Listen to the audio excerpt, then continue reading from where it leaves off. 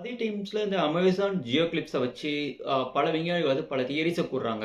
அந்த தியரி என்னன்னா, ஃபர்ஸ்ட் வந்துட்டு விண்வெளி வழிகாட்டி கோடுகள். அதாவது என்னன்னா, விண்வெளியில பல விண்மீன் நிலை அதாவது என்னன்னா, பல ஸ்டார்ஸோட ஃபார்மேஷன் எப்படி இருக்குது? இப்போ பல வகையான ஸ்டார்ஸோட கூட்டமைப்பு இருக்குல்ல, அது அது என்ன மாதிரி வடிவங்கள்ல இருக்கு? அத குறிக்கிறதுக்காக இந்த வடிவங்கள் வந்து வரைஞ்சிருக்காங்க.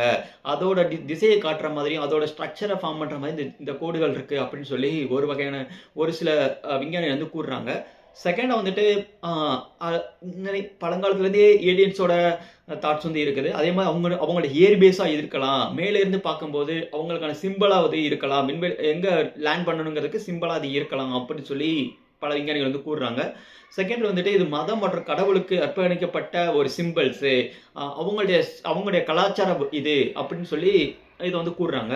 அ இணைப்புங்கிற மாரி கூறுறாங்க. தேர்ட் வந்துட்டு ஃபோர்த் வந்துட்டு இதுல என்ன சொல்றான்னா, பல வகையான இதுல வந்துட்டு இந்த கோடுகள் வந்துட்டு சூரியன், சந்திரனோட திசைய காட்டுது.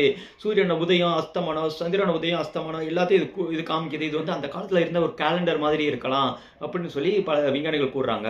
செகண்ட் வந்துட்டு யுஎஃப்ஓ சைட்டிங்ஸ் வந்து இதுல என்னன்னா, நாஸ்கா பாலைவனத்துக்கு அருகில் பல ஆண்டுகளாக யுஎஃப்ஓக்கள் காணப்பட்டதாக உள்ளூர் மக்கள் வந்து சொல்வதுண்டு. அதான் அந்த பாலைவனத்துக்கிட்ட அதே போல சிலர் வானி ஒளிப்பந்துகள் விசித்திரமான பறக்கும் வடிவங்கள் காணப்பட்டதாக கூறுகின்றனர். இதனால் நாஸ்கா கூட யுஎஃப்ஓக்கள் மர்மசக்தி போன்ற தொடர்பு இருக்கு. இந்த இதுக்கு இடையில உருவாகி இருக்கு. ஏன்னா நாஸ்கா கூடமா தான் இது இருக்குங்க. இங்கேயே இருந்திருக்கலாம். ஆனா இங்க காடர்னே நீ மனிதர் இல்லாதனால தெரிஞ்சிருக்காது அப்படின்னு சொல்லி அவங்க கூறுறாங்க.